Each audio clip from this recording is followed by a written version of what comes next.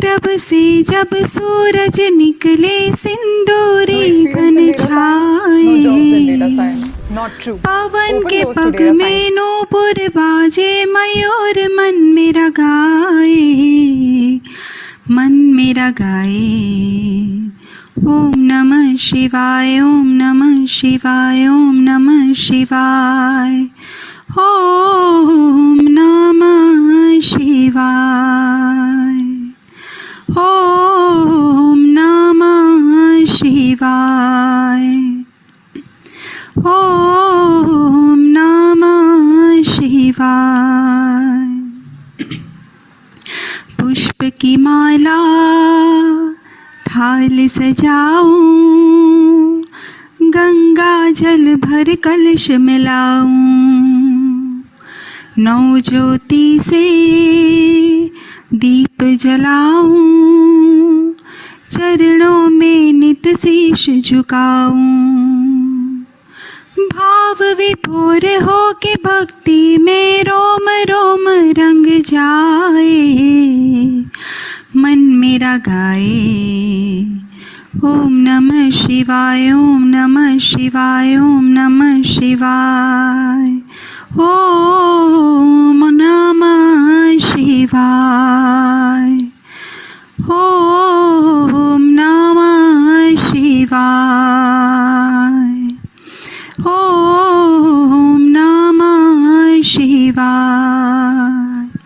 अभयंकर शंकर अविनाशी, मैं तेरे दर्शन की अभिलाषी, जन्मों से पूजा की प्यासी, मुझ पे करना कृपा जराशी, तेरे सिवा मेरे प्राणों को और कोई ना भाए, मन मेरा गाए। ओम नमः शिवाय, ओम नमः शिवाय, ओम नमः शिवाय, ओम नमः शिवाय, ओम नमः शिवाय। जय शिव शंकर। आशुतोष शशांक शेखर चंद्रमौली दिगंबरा, कोटि कोटि प्रणाम शंभो, कोटि नमन दिगंबरा, निर्विकार ओंकार अविनाशी, तुम्ही देवाधिदेव, जगत सर्जक प्रलय करता, शिवं सत्यम सुंदरा, निरंकार स्वरूप कालेश्वर महायोगी सदा, दयानिधि दानीश्वरा जय, जटाधर अभयंकरा, आशुतोष शशांक शेखर चंद्रमौली चिदंबरा, कोटि कोटि प्रणाम शंभो, कोटि नमन दिगंबरा, शूलपाणि त्रिशूलधारी, औगड़ी बागंबरे, जय महेश त्रिलोचनाय, विश्वनाथ विश्वंभरा, आशुतोष शशांक शेखर चंद्रमौली चिदंबरा, कोटि कोटि प्रणाम शंभो, कोटि।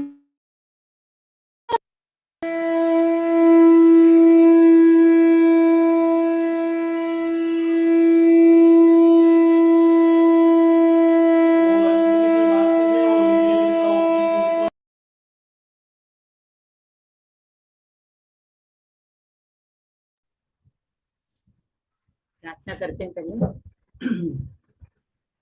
शुक्लांबरं धरं विष्णु शशिवर्णं चतुर्भुजं प्रसन्नवदनं ध्यायेत् सर्वविघ्नोपशान्तयेत्।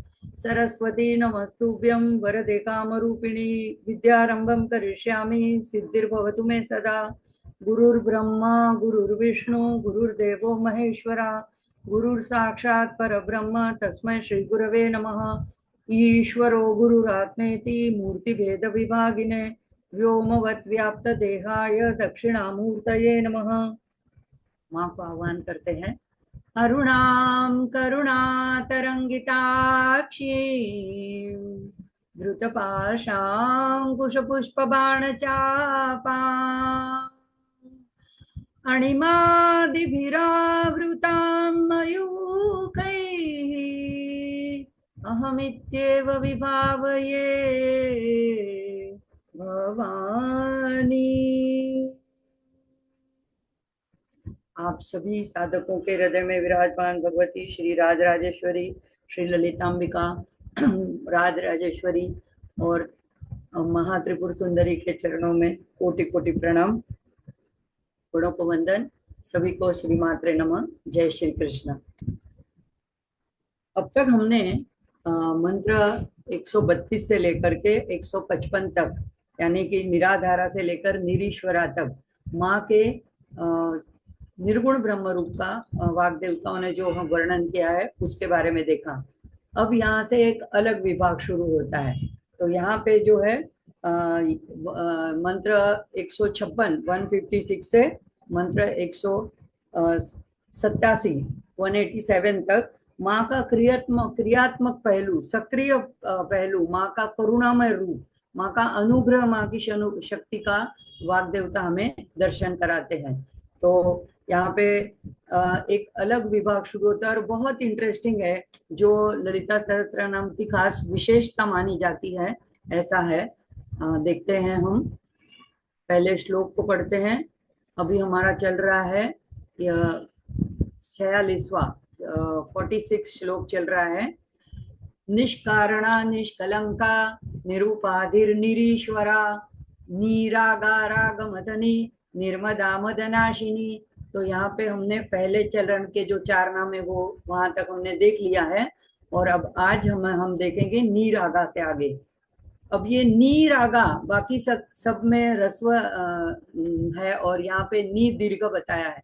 तो संस्कृत के हिसाब से निर यानी रहितता के लिए जब होता है, और बाद में अगर पीछे भी र आ रहा है तो रेफ निकल जाती है र की, और जो आगे का पहला शब्द होता है, अक्षर होता है, वो दीर्घ हो जाता है। तो इसलिए निष्कारणा निष्कलंका ये सारे रस्व में है, लेकिन ये नीरागा तो बोलते वक्त भी हमें जब उच्चारण करते हैं तो निष्कारणा निष्कलंका निरुपाधिर निरीश्वरा, तो रीश्वरा, और नीरागा तो दीर्घ बोलना है। रागमथनी निर्मदा मदनाशिनी। ठीक है। अब देखते हैं कि ये जैसे मैंने कहा, इन नामों के समूह में ब्रह्म के सगुण और निर्गुण दोनों पहलुओं को एक साथ दर्शाया। तो यहाँ पे 156 नीरागा से लेकर के 187 निरत्यया तक। तो ये देखते हैं कि ये सगुण और निर्गुण जैसे हमने पहले भी देखा था, तो ये एक दूसरों के विरोधी नहीं है। सगुण ब्रह्म और निर्गुण ब्रह्म आम तरीके से लोग इसको विरोधी मानते हैं, लेकिन ये दोनों एक दूसरे के पूरक है। जैसे एक ही चीज के दो विभिन्न पहलू हैं, तो यहाँ पे जो अद्वैत यानी जो निर्गुण ब्रह्म है, वही जब माया को साथ लेकर के प्रकट होते हैं तो वो सगुण ब्रह्म हो जाते हैं। और जैसे इसका उदाहरण अगर हम देखते हैं तो अगर एक सूर्य है, तो जो जिसको हम आकाश में अपनी इंद्रियों के द्वारा देख सकते हैं, तो वो एक सगुण रूप है। तो सूर्य सगुण ब्रह्म को जैसे हम मान सकते हैं, कल्पना कर सकते हैं, जिसमें रूप है, आकार है, गुण है, दाहक शक्ति है, ये इसका गुण है। और प्रकाश की जो किरणें हैं वो निर्गुण ब्रह्म, वो सर्वव्यापक है, वो सारे ब्रह्मांड में फैली है। तो ये जो है अनंत है, ऐसी जो प्रकाश की किरणें हैं उनको हम निर्गुण ब्रह्म के रूप में देख सकते हैं। पर दोनों क्या अलग है? एक ही चीज के दो पहलू हैं, दोनों एक दूसरे से अभिन्न है। तो जो YouTube पर एक अर्चना रघुराम एक महिला है जो कि इन ललिता सहस्त्रनाम के नामों का अर्थ इंग्लिश में बहुत अच्छी तरह से समझाती है। मैं उनके वीडियो हमेशा देखती रहती हूँ। उनके चैनल का नाम है temple books and science, temple books and science, तो ये अंग्रेजी में है। वे कहती हैं कि उनके जो गुरु थे परमार्थानंद जी, वो हमेशा ये बात सगुण और निर्गुण की बात समझाने के लिए कि सगुण कहाँ तक उपयोगी है और कहाँ पे निर्गुण की बात आती है, इसके लिए एक उदाहरण पेश करते हैं। तो जैसे एक सारी खेल कूद के अलग अलग वो प्रकार होते हैं, उसमें एक प्रकार होता है पोल वॉल्ट, यानी ऊंची छलांग लगाना, ऊंची कूद लगाना। अब ऐसे ही कोई वो पॉल के वो जो खंभा होता है वहां पे खड़ा रह के सोचे कि मैं ऊंची छलांग लगा दूं, तो ये तो पॉसिबल नहीं होता है। उसको बहुत दूर से एक बड़े बड़े बांस को, लंबे बांस को हाथ में लेकर के दौड़ते हुए, जिससे कि एक मोमेंटम आ जाए, उसको आना होता है। तो तब तक उसको उस बांस का सहारा लेना होता है जब तक कि वो उसके सहारे से एक निश्चित ऐसी ऊंचाई प्राप्त न कर ले। तो जैसे ये चित्र में हम देख सकते हैं कि ऊंची कूद के खिलाड़ी को पहले एक लंबे बांस के डंडे का सहारा लेना होता है और वो दूर से दौड़ता दौड़ता आता है। अब आगे क्या होता है, जब वो उस ऊंचाई तक पहुंच जाता है तब उसको बांस को छोड़ देना है और कूद जाना है पोल के उस तरफ, तो उसका कार्य सिद्ध होता है। तो ये अगर वो पहले ही छोड़ देता है पोल पोल को, बांस को, तो वो गिर जाएगा। तो ये जो है कि पहले एक सगुण का, एक मूर्त का सहारा लेना होता है और उसके बाद में निर्गुण तत्व तक हम पहुंच सकते हैं। तो जब तक हमारा मन शुद्ध नहीं है, स्वस्थ सक्षम नहीं है, तब तक हम सगुण रूप से जो मिलने वाला हमको सहारा है, उसके द्वारा जो हमारी एकाग्रता होती है, उसके लिए हमको वो बहुत उसकी आवश्यकता है। और सगुण निर्गुण दोनों जो है वो एक ही के पहलू हैं और मुक्ति की यात्रा में दोनों महत्व रखते हैं। तो सीधे सीधे कोई साधक अगर निर्गुण की साधना करना चाहे और उसका साक्षात्कार करना चाहे तो ये शक्य नहीं है। और इसीलिए सगुण ब्रह्म एक आवश्यक, अति आवश्यक उपाय, एक साधन है तो निर्गुण उपासना तक पहुंचने के लिए। तो यहाँ पे ललिता सहस्त्रनाम में बहुत शानदार तरीके से इन बातों को, इस तथ्य को हमारे समक्ष पेश करते हैं वाग देवताओं के द्वारा। वो कहते हैं कि अगर हमारे जो शास्त्र हैं उसमें इतना हमारा भव्य सारा हमारे शास्त्रों का विरासत है, लेकिन कहीं भी ये बात नहीं मिलती है कि सगुण और निर्गुण को एक साथ में कहीं पे ग्रथित किया हो गया हो, एक साथ में रखा गया हो।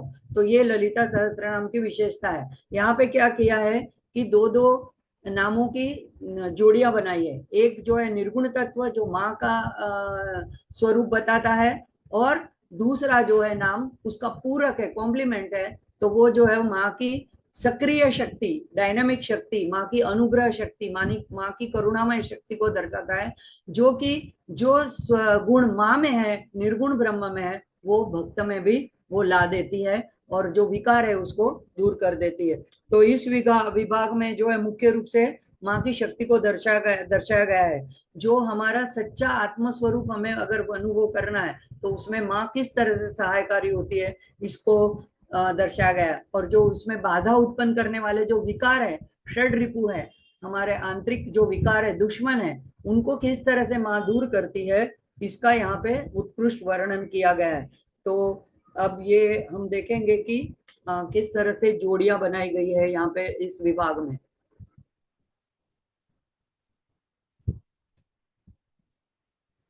तो देखो कुछ जोड़ियां यहाँ पे रखी है कि निर्मोहा, जैसे पहला एक नाम आएगा, तो वहां पे निरागा से शुरू होगा, तो निरागा के साथ आएगा राग मथनी।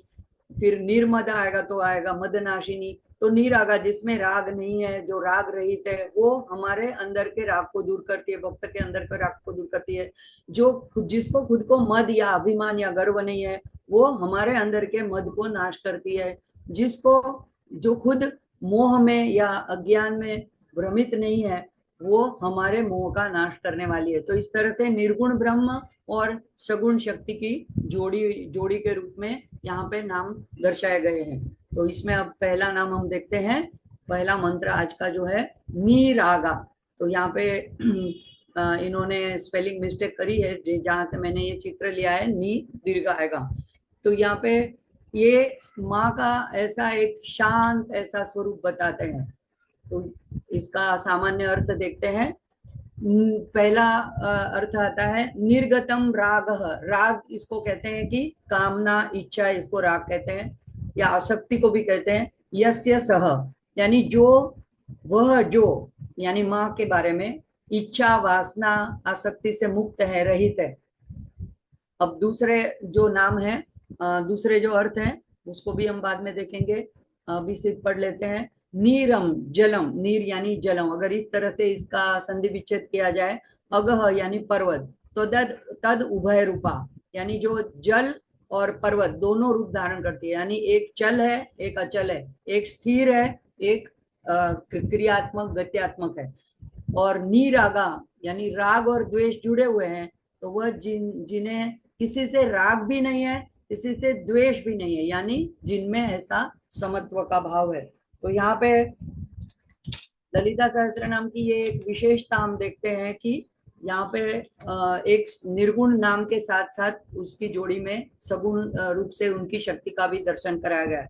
तो माँ जो है वो संपूर्ण रीति से सांसारिक बंधनों से, सभी द्वैत से वो उनकी स्वतंत्रता दर्शाता है। नीरागा, तो उनमें न कोई इच्छा है, न कोई वासना है, न कोई आसक्ति है। तो सभी प्रकार के पसंद नापसंद ऐसी जो भावनाएं होती है उनसे माँ पूरी तरह से रहित है, मुक्त है। अब देखो इसको ऐसे समझते हैं, जैसे एक छोटा बच्चा होता है तो उसमें भी एक पसंद नापसंद के भाव होता है। कोई सब्जी उसको पसंद है, कोई रंग पसंद है, कोई कपड़े पसंद है। तो ये हमारा स्वाभाविक भावना है कि हमें कुछ चीजें पसंद है, कुछ चीजें पसंद नहीं है। अब जो पसंद है वो अगर हमको मिल जाती है तो हम खुश हो जाते हैं, हमें हर्ष होता है, हमें आनंद होता है। और अगर वो नहीं मिलती है तो हमें दुख होता है। तो जब मिल जाती है तो उसके प्रति हमारा राग हो जाता है, यानी हम अटैच हो जाते हैं, हम उसके साथ हमारी आसक्ति बढ़ जाती है। और जब वो चीज जो हम पसंद करते हैं वो नहीं मिलती है, या तो हम जो ना पसंद करते हैं वो चीज आकर के हमारे सामने खड़ी रहती है, तो हमें दुख होता है, वो हम उसके प्रति हमारा द्वेष हो जाता है। तो ये जो पसंद नापसंद है वही आगे चल के सुख दुख का कारण बनते हैं और वही राग द्वेष बन जाते हैं। तो यहाँ पे माँ का जो स्वरूप बताया है, और वो नीरागा है, यानी उनमें ऐसी कोई पसंद नापसंद या उनमें ऐसी कोई भावना है, सुख दुख की भावना नहीं।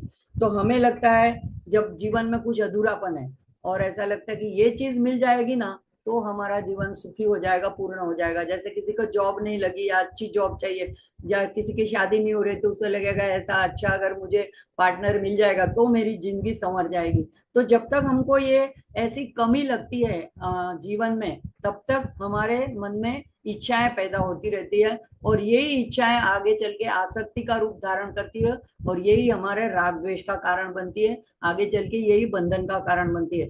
तो ये नाम माँ का दर्शाता है नीरागा। ये दर्शाता है कि माँ स्वभावगत मूल रूप से ही इच्छा रहित है। और ये क्यों दर्शाता है, हमको तो कुछ कमी है इसलिए लगता है कि ये चीज मिलेगी तो हम पूर्ण हो जाएंगे, लेकिन माँ जो है स्वयं संपूर्ण है। ब्रह्म को पूर्ण के रूप में ओम पूर्णमद पूर्णमिदम इस तरह से दर्शाया जाता है। तो ये माँ के दिव्य पूर्णत्व को दर्शाता है, जो पूरा है, उसको किसी भी चीज की कमी नहीं है, उसको आवश्यकता ही नहीं है। तो ऐसा नहीं है कि उनको कोई चीज मिल जाएगी तो वो पूर्ण हो जाएंगी, वो पहले से मूलभूत रूप से अंतर्निहित रूप से पूर्ण है। तो पूर्ण संतुष्टि उनको उनकी बनी रहती है। अब जो ये उन्होंने पूरा ब्रह्मांड उत्पन्न किया, फिर भी उसके साथ उनकी आसक्ति या कोई राग द्वेष नहीं है। तो माँ जो है निरीक्षा की मूर्ति है और उसका प्रतीक है, और वो निरपेक्ष पूर्ण है। तो अब इसका गूढ़ार्थ क्या हुआ, तो जब साधक माँ के इस नाम के साथ जुड़ जाता है, माँ का इस नाम का जब स्मरण करता है या चिंतन करता है, तो उस अवस्था को प्राप्त हो जाता है। तो हमें माँ ये गहरी अनुभूति हमें प्राप्त कराती है, इसमें हमारी सहाय करती है कि हम स्वयं पहले से पूर्ण है, किसी चीज आने के बाद हम पूर्ण होंगे ये बात नहीं है। तो इस बात का हमको माँ इस बात से हमको माँ अवगत कराती है। अब दूसरा जो बताया था कि जो जल और पर्वत, तो यानी एक जो है एक स्थिर स्वरूप है और एक जो है चलायमान स्वरूप है। तो जैसे ब्रह्म निर्गुण ब्रह्म है, वो स्थिर है, अकर्ता है, और सगुण ब्रह्म है वो जो क्रियाशील है। तो इस तरह से भी ये माँ के दोनों पहलुओं को, दोनों रूप को दर्शाता है। और एक तो उनका समत्व का भाव भी दर्शाता है कि माँ जो है, इनको न तो किसी से राग है, न तो किसी से द्वेष है। तो ये हो गया निरागा। अब आगे बढ़ते हैं। एक नाम के साथ उसकी जोड़ी भी जुड़ जाती है पूरक रूप से।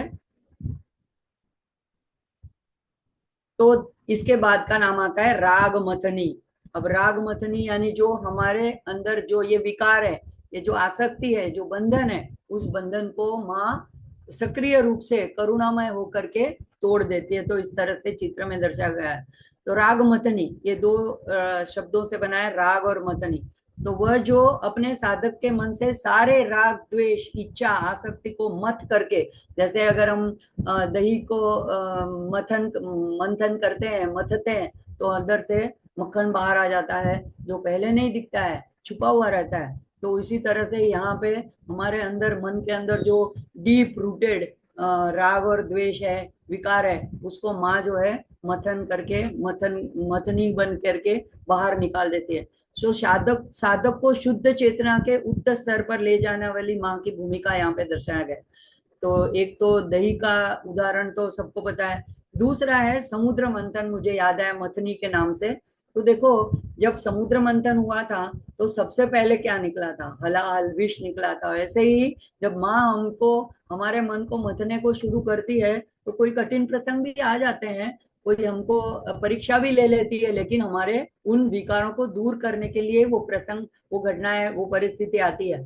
तो और लेकिन अंत में अमृत निकला था। तो इसी तरह से जब विकार निकल जाते हैं, जब जहर निकल जाएगा, तो बाद में हमको अपने शुद्ध स्वरूप का माँ भान कराएंगी। तो जगत के ये जो पसंद नापसंद और द्वंद्वों से ऊपर जो ये जो दुष्चक्र है राग द्वेष का, उससे माँ हमको ऊपर उठाती है। तो इस तरह माँ का ये जो रोल है राग मथनी का, ये भक्तों के ऊपर अनुग्रह का रोल है। और हमारे अंतःकरण में चार घटक है, मन बुद्धि चित्त और अहंकार। तो कोई कोई कहते हैं कि जैसे ये आत्मा से जुड़े हैं, लेकिन इनका आत्मा से कोई संबंध नहीं है। तो ये चारों जो है वास्तव में हमारे आत्म साक्षात्कार में बाधक होते हैं। तो ये अंतःकरण के जो घटक हैं, इनको शुद्ध करने का काम जो है माँ ये राग मथनी के रूप में करते हैं। तो ये अन्य और भी अवरोध है, जो हम काम क्रोध लोभ मोह मत्सर, तो ये सारे जोड़ी वाले पूरक नाम है, उनके द्वारा माँ मुक्ति पाने के तरीके बताती है। तो वाग देवताओं ने पहले तो निर्गुण ब्रह्म के उदाहरण हमको अच्छी तरह से समझा दी। अब किसी को लगेगा कि हमको ये जानने से क्या फायदा, हमारे जीवन में हम ये कैसे प्राप्त कर सकते हैं, या हमें क्या लाभ होगा। तो इस नामों के द्वारा वाग देवता बताते हैं कि माँ जो है साथ साथ में सगुण ब्रह्म के रूप में ये विशिष्ट रीत से हमारे क्रमबद्ध तरीके से एक एक अवरोध को, एक एक बाधा को, एक एक हमारे अंदर के विकारों को दूर करती है। अब सोचो, सबसे पहला राग को ही क्यों रखा गया? तो ये इसमें भी बहुत सूचक है, विशिष्ट रूप से इसको ग्रथित किया गया है। तो मन जो है हमारा बहिर्मुख है, और इंद्रिया जो बाहर के जगत के विषयों के प्रति भागती रहती है, तो उसमें इच्छाएं उत्पन्न होती रहती हैं। और सप्तशती में भी पहले ही अध्याय में बताया था, ज्ञानी नाम अपनी चेतांसी देवी भगवती सा बलादाकृष मोहाय महामाया प्रयच्छति। तो ज्ञानियों के भी मन को बल से आकृष्ट करके ये महामाया जो है वो उसको मोह में डाल देती है। तो ऐसे जो विकारों में हम बंध जाते हैं, इसमें सबसे कारण जो है वो इच्छाएं हैं, वासनाएं हैं, आकांक्षाएं, अपेक्षाएं हैं। तो ये हमारे में राग पैदा करते हैं। तो इसीलिए माँ राग मथनी बन करके उसको दूर करते हैं। जैसे गीता में भी अर्जुन ने सबसे पहले, इतने 5000 साल पहले भी यही प्रश्न उठाया था कि आप कहते हो कि मन को स्थिर करना है, एकाग्र करना है, तो मन को शुद्ध करना है, तो हम, मन तो बहुत चंचल है, मैं कर नहीं पा रहा हूँ। तो भगवान तब क्या कहते हैं उसको, ये माँ का सगुण ब्रह्म स्वरूप है, सक्रिय करुणामय। तो यहाँ पे निर्गुण के साथ में सगुण को भी दर्शाया। अब ये जो भगवान से अर्जुन प्रश्न कहते हैं गीता में, तो भगवान क्या उत्तर देते हैं? असंशयम महाबाहो मनो दुर्निग्रहम वच्चलम अभ्यासेन तु कौन्तेय वैराग्येण च गृह्यते। तो भगवान भी वहां पे यही दो दो उपाय बताते हैं कि अभ्यास करना जरूरी है और वैराग्य, इससे तुम मन को एकाग्र कर सकते हो। तो ललिता सहस्त्र नाम का भी हमको ऐसे इसी अभ्यास यानी पठन पाठन से हम इससे अपने मन को एकाग्र कर सकते हैं। और इस तरह से राग मतनी पर चिंतन करने से हमारे अंदर को राग को दूर करेगी, इच्छाओं को दूर करेगी। तो इच्छा रहित मन जो है तो वैराग्य के तरफ चलेगा। अब आगे हम पहला 8वां नाम माने हमने देखा है राग स्वरूप पाषाढ़या। तो माँ के हाथ में दाहिने हाथ में ऊपर सबसे ऊपर एक फंदा है। अब किस तरह से ये राग मथनी हमारे राग को दूर करती है? तो ये अपने प्रेम पाश में फंदा डाल करके हमें अपनी ओर खींच लेती है। तो हम जगत में जो बहिर्मुख है, हम विषयों की तरफ भागते हैं, तो हमको कहीं ये रोक लगाती है और अपने प्रेम में बांध करके हमारी जो मन का जो है रूपांतरण करती है, वृत्तियों को जो अंतर्मुख कर देती है। तो इस तरह से स्वयं जो इच्छा रहित है, अनासक्त है, वो अपने भक्तों को भी इच्छा रहित, राग रहित, आसक्ति मुक्त करती है। और इसके साधन के रूप में जो है उस फंदे का मां प्रयोग करती है। तो अगर हमें आध्यात्मिक प्रगति करनी है तो मन को नियंत्रित करना सबसे आवश्यक है और उसको शुद्ध करना आवश्यक है। तो उसके ऊपर प्रभुत्व पाना आवश्यक है। तो इसलिए ये सबसे पहला सोपान है और इसीलिए ये नाम इस जोड़ी में पहले रखा गया है कि नीरागा और रागमतनी। इसलिए यहाँ पे रागमतनी बन करके माँ जो है हमारे राग को दूर करती है और वैराग्य के मार्ग पर हमें आगे चढ़ाती है। तो जब हम इन शत्रुओं को जान लेते हैं, समझ लेते हैं, तो उन्हें नियंत्रित करेंगे और उनसे जुड़ेंगे नहीं और साधना में आगे बढ़ेंगे। तो ये नाम मंत्र जो है इसमें हमको सहाय करती है माँ। और हमारी जब ऐसी हमारी कामना और हमारी इच्छा ये जब उन्नत हो जाएगी, उसका ऊर्ध्वीकरण होएगा, तो दिव्यता की ओर हम उन्मुख हो जाएंगे। तो ये सक्रिय जो रूप है माँ का, तो ये राग की बंधनकारी शक्ति को जो है मुक्तिदायिनी शक्ति में रूपांतरित कर देती है, बदल देती है। तो इस नाम के ध्यान पर जब हम विचार करना है तो हमें अपने अंदर झांक कर देखना है कि हम में कौन सा राग प्रबल है। अब ये सबके अलग अलग होते हैं, किसी को किसी चीज में राग होता है, किसी में आसक्ति होती है, किसी को खाने पीने में, कोई व्यक्ति में, कोई वस्तु में, कोई पद प्रतिष्ठा में। तो हमें जिस जिस चीज में राग है वो अपना अंतर निरीक्षण करके हमें उसको माँ को समर्पित करने के लिए माँ हमें आमंत्रित कर रही है राग मतनी के द्वारा। तो अगला नाम देखते हैं अभी, निर्मदा। तो ये भी अगली जोड़ी है, निर्मदा। तो निर्मदा, मद यानी अभिमान। तो यहाँ पे अभिमान या गर्व, उसकी अनुपस्थिति, उसका उससे रहित, उसको कहते हैं निर्मदा। अब जो मद से, अभिमान से रहित है, ऐसी माँ का यहाँ पे निर्गुण स्वरूप बताया है। मद षड रूपों में से एक है, जैसे काम, क्रोध, मद, मोह, लोभ, मत्सर। तो इसमें मद जो है एक षड रूप है और उसमें माँ जो है वो निर्विकार है, माँ मद से रहित है। अब मद को अहंकार, अभिमान कहते हैं, अक्कड़पना कहते हैं, उद्दंडता कहते हैं, दंभ कहते हैं, गर्व कहते हैं। अब ये सारी चीज जो है वो अहंकार को पोषक करती है। तो या अभिमान किसको कहते हैं? तो या ये ऐसी सोच कि मेरे पास जो है वो दूसरों के पास नहीं है, और जो ऐसा कुछ मैंने हासिल कर लिया है कि जो और कोई नहीं कर सकता है। तो जैसे रावण को बहुत अभिमान था कि मेरे पास बहुत बल है, मैंने ऐसी शक्तियां, ऐसे वरदान प्राप्त कर लिए हैं। तो ये जो है मैं अलग हूँ, मैं कुछ विशिष्ट हूँ, ऐसा जो भाव मन में पैदा करता है वो है गर्व, अभिमान। और वो व्यक्ति को विनाश की ओर ले जाता है, आत्म साक्षात्कार में बाधा करता है। तो ये ऐसा जो घमंड या ऐसा जो गर्व या ऐसा जो अभिमान है वो जो है अहंकार को बढ़ाता है और हमें अपने वास्तविक स्वरूप से दूर रखता है। तो साथ ही हमारे और जो दिव्य माँ है उसके बीच में भी बाधा पैदा करता है, यानी हम उनसे जुड़ नहीं पाते। अगर हम अपने को विशिष्ट समझते हैं, अलग समझते हैं, तो माँ से जुड़ नहीं पाते, हमारे में विनम्रता नहीं आती है। तो निर्मदा यानी ऐसी जो अहंकार की, गर्व की सीमाओं से परे है।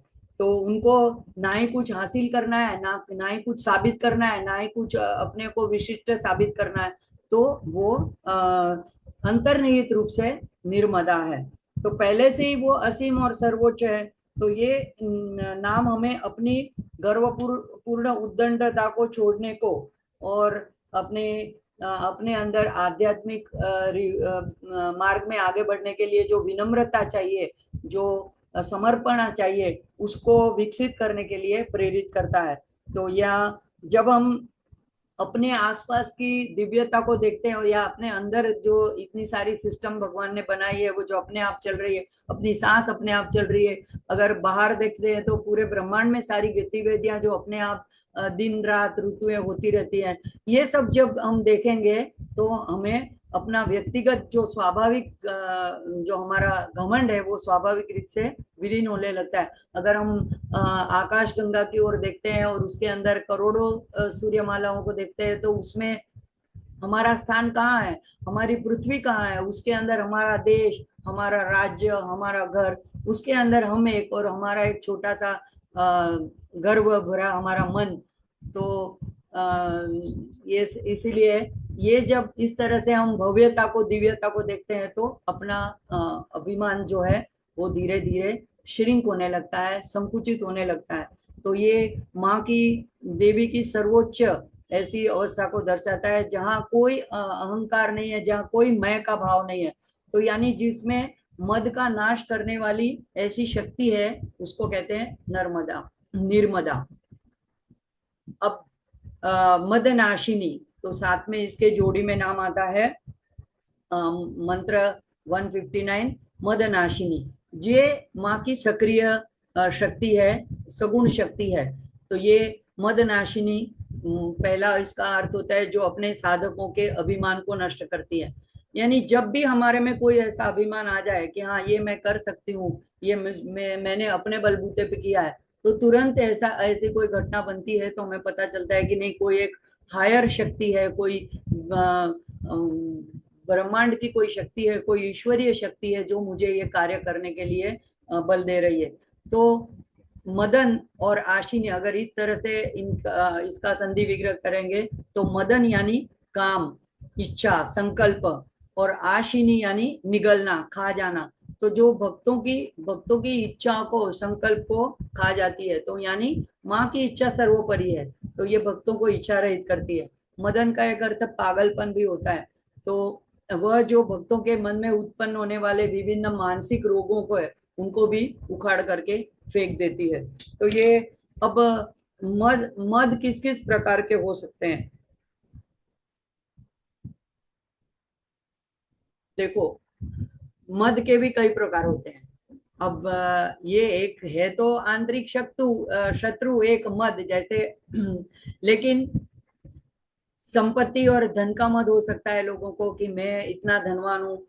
ज्ञान का मद होता है, कोई ज्यादा पढ़ लिख गया, ज्यादा डिग्रियां हासिल कर ली, कुछ बहुत सारे मंत्र स्तोत्र पाठ कर लिए गए। अब कोई एक दूसरे को ये भी कह सकता है मैंने तो ललिता सहस्त्र नाम पूरा बायाट कर लिया। तो ज्ञान का भी मद आ जाता है। बल का मद आता है, जैसे रावण को अपने बल का मद था, तो उसने कैलाश पर्वत को ही हिलाना शुरू कर दिया। तो रूप का बल होता है, कोई बहुत सौंदर्यवान है तो उसको लगता है मेरे जैसा कोई नहीं है, लेकिन महा महा त्रिपुर सुंदरी है। पद सत्ता का मद होता है, जो जिस पद पे होता है। तप का मद होता है, तो ऐसे चांगदेव वगैरह थे जिन्होंने अपने तप किया। ऐसे ऋषि मुनि होते हैं जो अपने तप के वजह से सोचते हैं कि हमारे जैसा तप तो कोई कर ही नहीं सकता है। आध्यात्मिक साधना करने का मद होता है, सिद्धि का मद होता है, सात्विकता का भी मद होता है। कोई कहेगा कि मैं तो उपवास करती हूँ ये चैत्र नवरात्रि में, मैं तो ये नहीं खाती हूँ, मैं तो ऐसे रहती हूँ, तो मुझे ये सादे कपड़े पहनती हूँ, तो ये सारे सात्विकता का भी मद होता है। तो ये सारे मद नाशिनी जो है वो सारे मदों को नाश करके मन को शुद्ध करती है। तो यहाँ पे हम देखते हैं कि विभिन्न रूपों को जब नष्ट होते हैं तो हमें अब ये हमारा स्वयं का कर्तृत्व नहीं है, ये जब हमें समझ में आ जाता है, ये मदनाशिनी हमारे में ये रूपांतरण करती है, तो हम क्या करते हैं, हमारे हमारे अंदर मन को इस रूपांतरण करती है, तो हमको हम जान लेते हैं, हमारे में ज्ञान प्रकट होता है, हम जान लेते हैं कि जो हमने प्राप्त किया है वो हमारा स्वयं का कर्तृत्व नहीं है, ये माँ की कृपा से हमने प्राप्त किया है। तो हर बार हम जब भी कुछ बोले तो माँ की कृपा है, माँ की कृपा से हम ठीक है, ये शब्द पहले बोले और बाद में आगे की बात करें। तो ये विनम्रता का, आभार प्रकट करने का, कृतज्ञता का जो भाव होता है वो हमें ये माँ प्रकट कर देती है। तो वास्तव में ही हम ब्रह्मांड की जैसे पहले देखा विशालता को देखते हैं, तो हमारा कोई उसके अंदर, यहाँ पे कोई चीज शाश्वत तो है ही नहीं, सब सब कुछ क्षण पल भर में नष्ट होने वाला है। जैसे एक देखा बड़ा भूकंप 2000 में आया था, तो एक क्षण के पहले कोई बहुत बड़ा बंगले का मालिक होगा और एक क्षण के अंदर वो एकदम रास्ते के ऊपर आ जाता है।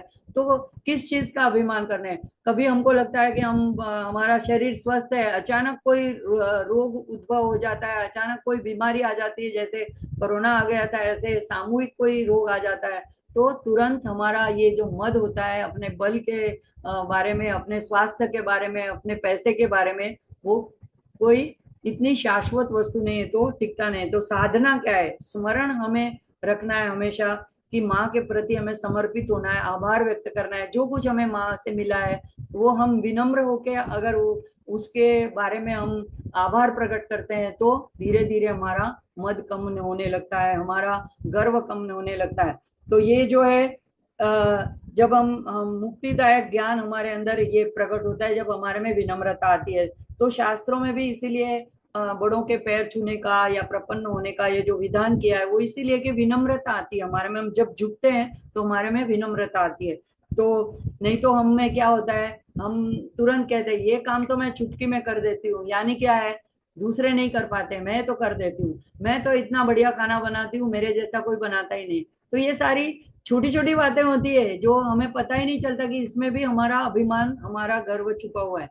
लेकिन इसमें एक और बात भी है, देखो सेल्फ रिस्पेक्ट होना चाहिए, आत्मगौरव होना चाहिए, हमें हमारी संस्कृति के बारे में, हमारे देश के बारे में, हमारे गुरु के बारे में, हमारी परंपराओं के बारे में, लेकिन उसमें भी संतुलित होना चाहिए, ये नहीं कि दूसरों का अपमान करके, हमारा अपना हमें गौरव रखना है।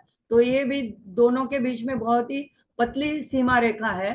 तो इसको भी हम देख लेते हैं कि कभी कभी हम इतना विनम्र हो जाते हैं कि अपना सेल्फ रिस्पेक्ट भी भूल जाते हैं, तो ये भी तो ठीक नहीं है। तो देखो आत्म गौरव, आत्म सम्मान, सेल्फ रिस्पेक्ट और अभिमान में फर्क है। आत्म गौरव यानी अपनी गरिमा को पहचानना, विनम्रता रखना और अपने वास्तविक गुणों का संतुलित सम्मान करना। जैसे मुझे मेरे देश पर, मैंने मेरी संस्कृति पर अभिमान है, अभिमान है, गर्व है, ये जब हम कहते हैं यानी हम उसकी गौरव करते हैं उसका। लेकिन अभिमान कब बनता है? जब हम दूसरों से अपने को श्रेष्ठ समझते हैं, शक्ति का प्रदर्शन करते हैं, दिखावा करते हैं, और कोई अगर हमारी आलोचना करता है, हमारे पर कोई टीका करता है, तो अगर वो सह नहीं पाते, जैसे रावण, विभीषण ने कोई आलोचना की तो वो सह नहीं पाया, उसको तुरंत उसने लात से प्रहार किया। तो ये अभिमान जो है वो आलोचना सहन नहीं कर सकते हैं। तो ये जो है, ये दोनों के बीच में थोड़ी सी पतली रेखा है। तो हमें आत्म सम्मान जरूर रखना है, और लेकिन अभिमान से बचना है। तो यहाँ पे साधना क्या है, हम अपने में हमके किन किन बातों का अभिमान है इसके बारे में अपने अंदर हमें खोज करनी है, आत्मनिरीक्षण करना है, और मद नाशिनी से हमें प्रार्थना करनी है कि हमारे प्रयत्न से तो हमारा ये अहंकार दूर नहीं हो रहा है, तो हे माँ, आप अपनी ये मद नाशिनी शक्ति से हमारे अंदर के कृपा करें और हमारे अंदर का अभिमान को दूर करें। तो हर एक का अपना अपना क्षेत्र होता है अभिमान का, तो सबने अपनी अपनी खोज करनी है। आगे बढ़ते हैं।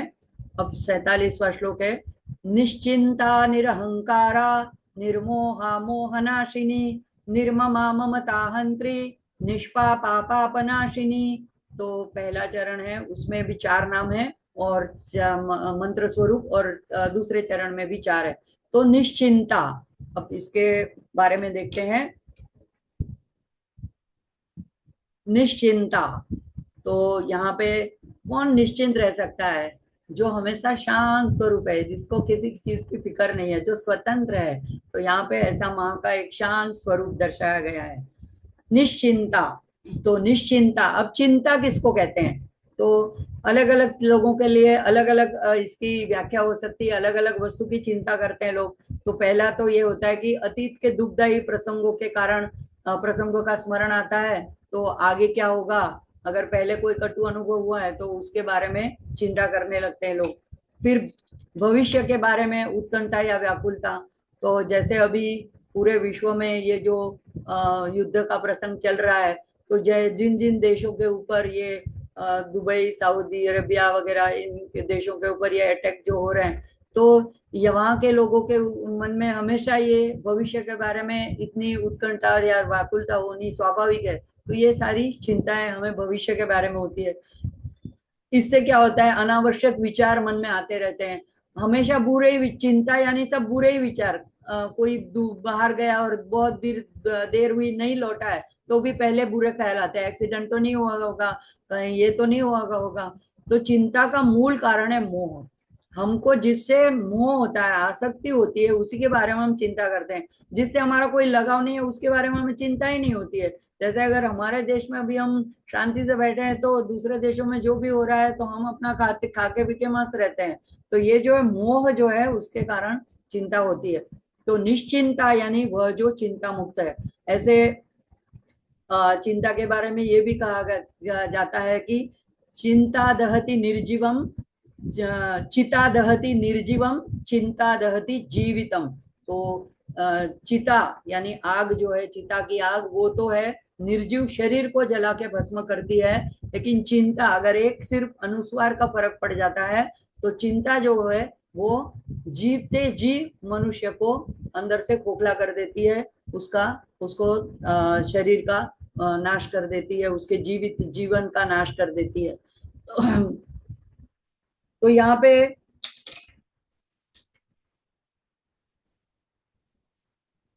अब निश्चिंता, माँ क्यों निश्चिंत है? अब हम तो निश्चिंत नहीं हो सकते हैं, लेकिन माँ क्यों निश्चिंत है? तो इसके ऊपर सोचते हैं कि व्याकुलता या चिंता, या अब इन्होंने तो, हम तो अपना 3 4 5 लोगों का जो छोटा सा संसार चलाते हैं, उसमें भी बहुत सारी हमको चिंताएं होती है, बहुत सारी व्याकुलता है, उद्वेग हो जाता है। लेकिन माँ जो है, वो इतना सारा ब्रह्मांड, उसका अनंत सारे ब्रह्मांड का शासन करती है, उसको संचालन करती है, क्योंकि वो महाराज्ञी है। फिर भी निश्चिंत है। तो क्योंकि उनकी मानसिक शांति जो है पूरी तरह से संतुलित है। हम अपनी मानसिक शांति खो देते हैं, हम तुरंत व्यथित हो जाते हैं। तो माँ ने जो है अपना कार्य अपने सेवकों को सौंप दिया है। जैसे हमने देखा, मंत्रिणी और दंडिनी यानी वाराही देवी, इन दोनों को माँ ने अपना पूरे संचालन का कार्य सौंप दिया है। तो माँ ने अपने सेवकों को या त्रिपुटी को उत्पन्न करके ब्रह्मा विष्णु रुद्र को अपना अपना कार्य सौंप दिया है। तो इसके बाद में माँ निश्चिंत है। तो ये डेलीगेशन ऑफ वर्क जैसा है। और उसके बाद में माँ पूर्ण, उनका शांत शांत स्वरूप है, वो इस नाम में उजागर होता है। तो अंतर्निहित मूलभूत रूप से ही वो शांत स्वरूप है। तो इसीलिए इनको जो फिक्र हमें जो लगी रहती है, वो माँ माँ उससे अछूती रहती है। किसी भी प्रकार की उनको अशांति नहीं है। तो ये श्री रंगम में श्रीनाथ रंगनाथ की जो मूर्ति है लेटी हुए, वो शेषनाग में, वो भी इसी का प्रतीक है। और इसीलिए हम भगवान विष्णु को क्या कहते हैं? शांताकारम भुजग शयनम। भुजग पे सोए हैं, लेकिन फिर भी शांत स्वरूप है। तो ये निश्चिंतता जो है, उसका निश्चिंता का ये स्वरूप है। तो ये, तो जब माँ के हम ये इस निश्चिंता के मंत्र के साथ अपने आप को जोड़ते हैं, इसका ध्यान करते हैं, तो हम भी उस अवस्था को प्राप्त करते हैं, चिंता मुक्त हो जाते हैं। बाहरी परिस्थिति कुछ भी हो, पर हमारी आंतरिक शांति का विकास हम कर पाते हैं। देखो, ये दोनों चीज अलग अलग है। बाहर की परिस्थिति हमारे आंतरिक शांति के साथ जुड़ी नहीं है। हम अंदर से स्वयं पूर्ण है, शांत है। शांत ब्रह्म का जो स्वरूप है, आत्म स्वरूप जो हमारा है, वो सत्यम शिवम सुंदरम। तो वो उसमें शांतम अनंतम ये भी नाम आते हैं। तो हम पूर्ण रूप से शांत स्वरूप है। ये बाहर की परिस्थिति कुछ भी हो, शरीर के साथ शरीर जो है प्रारब्ध के वश होकर के कुछ भी भोग रहा हो, लेकिन अंदर की शांति हमें बनाए रखनी है। तो अब यहाँ पहले की तो दो जोड़ियां हमने देखी, उसमें नीरागा के साथ राग मतनी आया और निर्मदा के साथ मद नाशिनी है, लेकिन यहाँ पे चिंता के साथ चिंता नाशिनी नाम नहीं दिया गया है। ऐसा कोई वाग देवता ने नहीं दिया। तो इसका जो रहस्य है वो आगे चल के 163वें नाम में जब हम जाएंगे तो पता चलेगा, वहां उसका उल्लेख आएगा। तो हम आगे देखते हैं।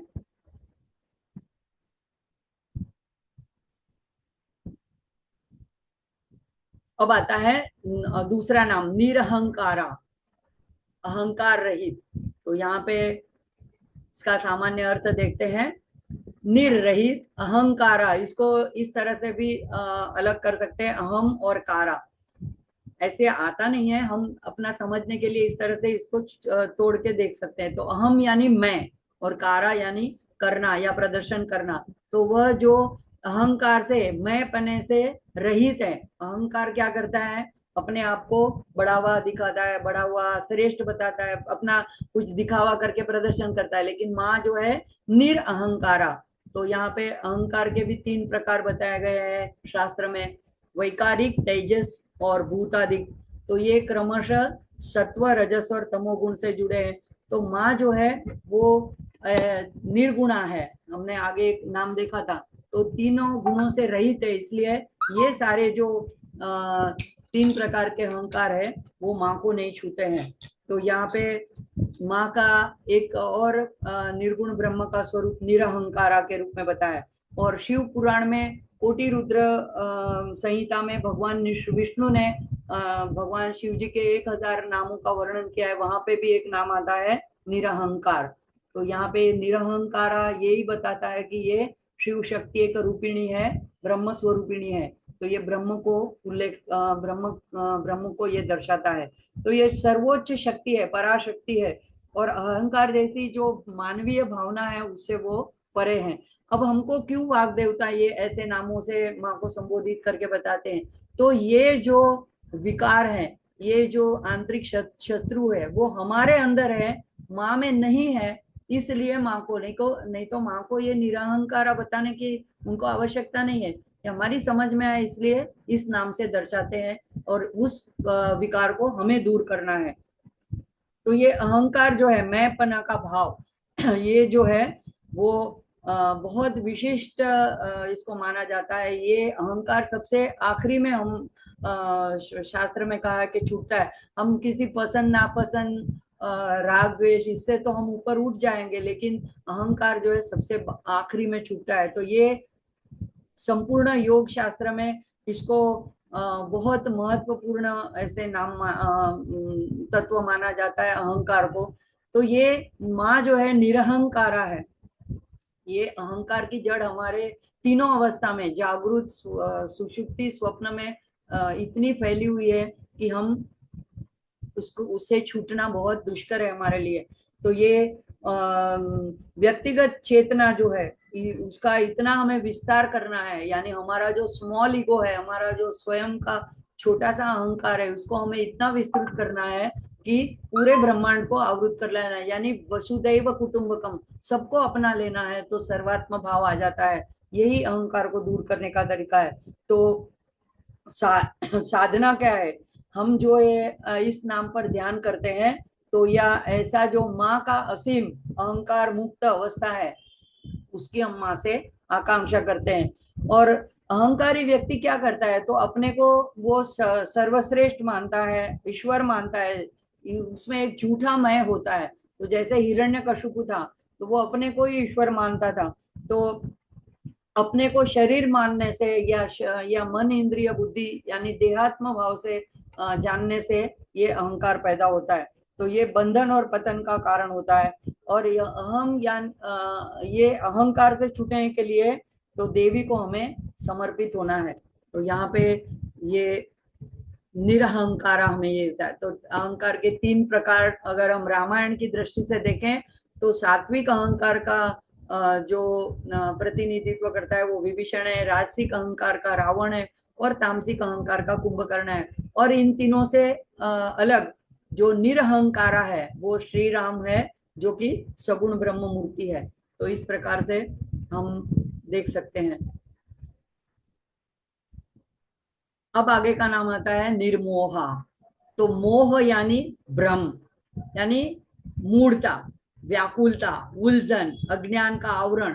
तो निर्मोहा यानी वह जो उपरोक्त सारे या जितने भी यहाँ पे पर्याय दिए हैं, मूढ़ता, भ्रम, व्याकुलता, उलझन, अज्ञान, इन सभी प्रकार से मोह से जो रहित है उनको कहते हैं निर्मोहा। तो माँ का यह निर्गुण स्वरूप बताया है कि माँ मोह से मुक्त है, अज्ञान से मुक्त है।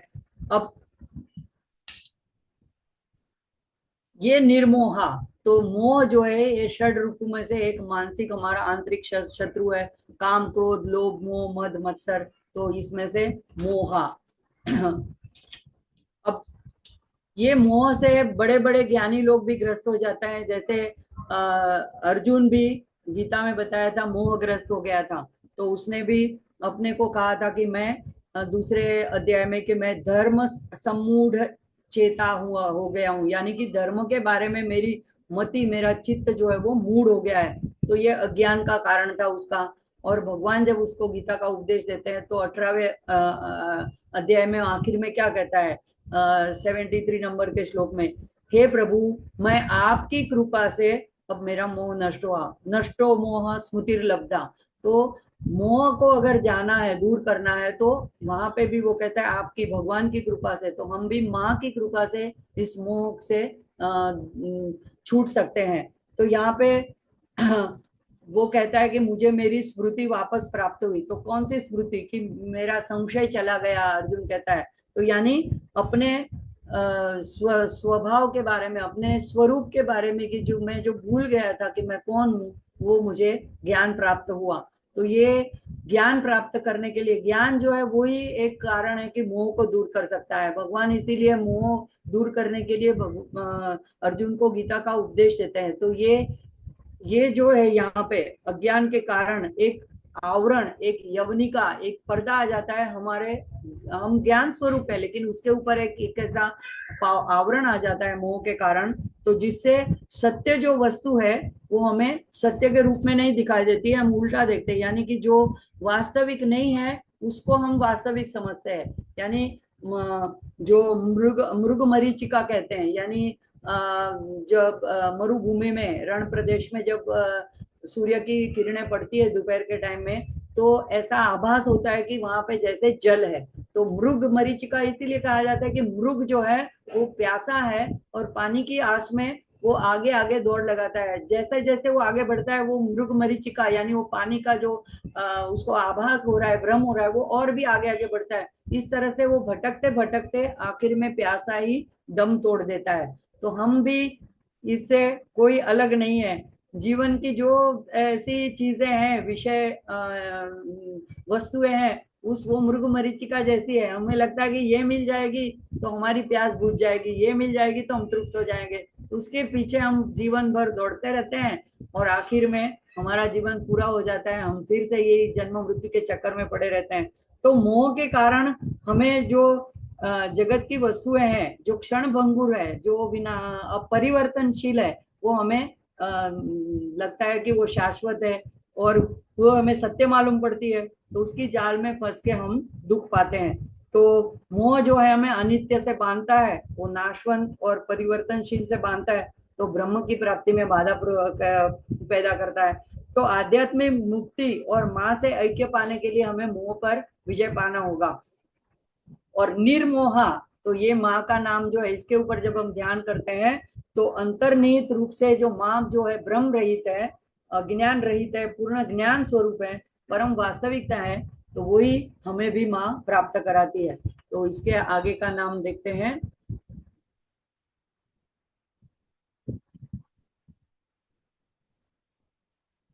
वो है मोहनाशिनी। तो वह जो भक्तों के मन से मोह, भ्रम और अज्ञान को नष्ट करती है। तो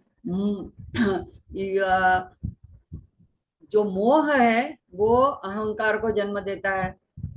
अहंकार यानी मोह जिस वस्तु की हमें लालसा होती है, जिसकी आसक्ति होती है, तो वही हम पाने की इच्छा करते हैं, और वही हमारे में अहंकार को बढ़ावा देता है। और अहंकार आ जाता है, यानी हम अपने आप को श्रेष्ठ समझने लगते हैं, या देह देह देह को ही ये सब कुछ मानने लगते हैं। तो अपनी मर्यादाओं को, सीमाओं को, हमें अल्प शक्ति को हम मानने लगते हैं। तो यही हमारी चिंता को जन्म देता है। यानी एक के साथ दूसरा जुड़ा हुआ है। मोह अहंकार से जुड़ा है, अहंकार चिंता से जुड़ा है। तो इसलिए मोह नाशिनी जो है, वो एक साथ में चिंता, अहंकार और मोह तीनों का नाश करती है। इसीलिए जब वहां पे निश्चिंता था और निरहंकारा था, उसके साथ में जोड़ी में पूरक नाम नहीं थे। तो यहाँ पे मोह नाशिनी एक नाम जो है वो वाग देवताओं ने रखा है, जो तीनों का ही पूरक है। तो तीनों की जोड़ी है, तीनों को ही दूर कर देता है। तो यहाँ पे अ, देह में हम अपने को सीमित समझते हैं, अल्प शक्ति समझते हैं। तो इसीलिए हमें ये हमारी जो मर्यादा है वो हमें भयभीत कर देती है। हमें लगता है कि हम ये नहीं कर पाएंगे, अब क्या होगा आगे, कैसे होगा, कैसे होगा। ये हमें जो सारी चिंता या भय सताते हैं, वो मोह के कारण होता है।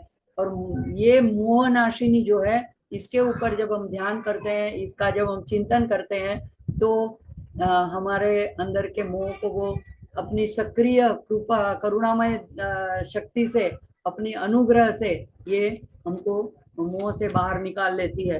तो जैसे गीता में भगवान ने अर्जुन को मोह से दूर करने के लिए उसको अपने ज्ञान के द्वारा बाहर मोह से मुक्त कर दिया। उसी तरह से अगर ये ललिता सहस्त्र नाम कोई ऐसा एक सिर्फ स्तोत्र नहीं है, ये पूरा एक ग्रंथ है तंत्र का। तो ये पूरा शास्त्र है। इसीलिए एक एक नाम, अगर एक नाम भी पूरी तरह से हम अपने जीवन में उतार लेते हैं, तो भी हम आध्यात्मिक पद पे आगे बढ़ सकते हैं। तो हमारे अंदर के जो जो सारे विकार हैं, जो सारी हमारे आंतरिक शत्रु शत्रु है, बाधा है, उनको दूर करने के लिए माँ किस तरह से अलग अलग रूप धारण करती है, अलग अलग सक्रिय सगुण रूप धारण करती है और हमारी मदद करती है, ये वाग देवता हमें इन नामों के द्वारा दर्शाते हैं। तो यहाँ पे एक इस अगर हम ललिता सहस्त्र नाम, अभी चैत्र नवरात्रि आती है, कुछ भी अगर नहीं कर पाते हैं तो शाम के वक्त सिर्फ ललिता सहस्त्र नाम का पाठ कर लेते हैं। तो भी हम ये खास करके दक्षिण भारत में तो इसको ललिता एक ही नवरात्रि मानी जाती है। ललिता के ही स्वरूप का ध्यान किया जाता है और ललिता सहस्त्र नाम का पाठ किया जाता है। तो मैं सबसे यही प्रार्थना करूंगी कि आने वाली नवरात्रि में आप लोग जरूर, अगर नहीं पढ़ पाते हैं, नहीं उच्चारण कर पाते हैं, तो कम से कम यूट्यूब में लगाकर सुन लीजिएगा। तो इससे भी माँ की कृपा हम सबके ऊपर बनी रहे। इसी के साथ इस सत्र को हम आगे का नाम नहीं लेते हैं, सत्र को हम समाप्ति की ओर ले चलते हैं। सभी का आभार, आप सब साधों को जो मुझे प्रेरणा देते रहते हैं, मीर भाई का आभार, और जागृति बहन का तो मैं जितना आभार व्यक्त करूँ उतना कम है। अपने अभी ये ईयर एंडिंग चल रहा है, उसके व्यस्त कामों में से भी समय निकाल करके मेरा सारी स्लाइड बना देती है मेरे लिए। तो और आज तो हमारे जो पुरानी अर्चना टेक वो भी आ गई है, सबका आभार। ओम पूर्णमद पूर्णमिदं पूर्णात् पूर्णमुदच्यते पूर्णस्य पूर्णमादाय पूर्णमेवावशिष्यते। ओम शांति शांति शांति। हरि ओम श्री गुरुभ्यो नमः। हरि ओम। वैसे अगर ये सारे नाम जो जो बुक्स में पढ़ती हूँ, उसमें एक एक लाइन में दिए गए हैं। भास्कर राय ने इसके ऊपर बहुत ज्यादा चर्चा नहीं की। जैसे निर्मोहा है, तो जिसमें वह जो मोह रहित है, और मोह नाशिनी है तो जो भक्तों के मोह का नाश करती है। ऐसे एक एक लाइन में इसका अर्थ दिया है। हम इसके इतना विस्तार में इसलिए देखते हैं कि हम अपने अंदर के इस विकारों को किस तरह से दूर कर सके, क्या साधना करें, किस तरह से माँ को पाए। तो इसीलिए हम जा रहा, इसलिए हमारी यात्रा जो है थोड़ी धीरे चल रही है। तो इसके लिए आप लोग क्षमा करें, मैं ज्यादा जल्दी नहीं कर पा रही हूँ। तो एक एक मंत्र बहुत बहुत टाइम ले रहा है। और ओवर टू अर्चना। धन्यवाद चेतना जी। सभी भक्तों को मेरा प्रणाम। महिषासुर मर्दिनी स्तोत्र की परीक्षा 11 अप्रैल को होने जा रही है। चैत्र नवरात्रि में माँ की कृपा प्राप्त करने के हेतु हम सभी इस परीक्षा की तैयारी कर रहे होंगे, ऐसी आशा है। कल पाप मोचनी एकादशी है। इस उपलक्ष्य में दोपहर को 3 बजे एक विशेष सत्र का आयोजन किया जा रहा है। आप सभी से अनुरोध है कि आप सब उसमें जुड़कर भगवान की भक्ति का अवसर प्राप्त करें। आइए, चेतना जी ने जो बातें बताई है उनका मनन करते रहे और माँ की कृपा की अभिलाषा के साथ इस सत्र का समापन महादेव के जय घोष के साथ करें। आप सभी से निवेदन है कि आप अनम्यूट हो जाएं।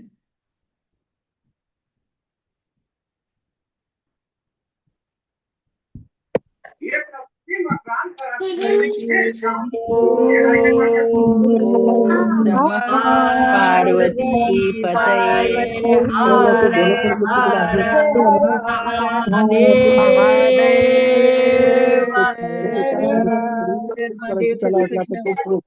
જય શ્રી કૃષ્ણ બહુ સરસ સમજાવો છો, બહુ સરસ, થેન્ક યુ.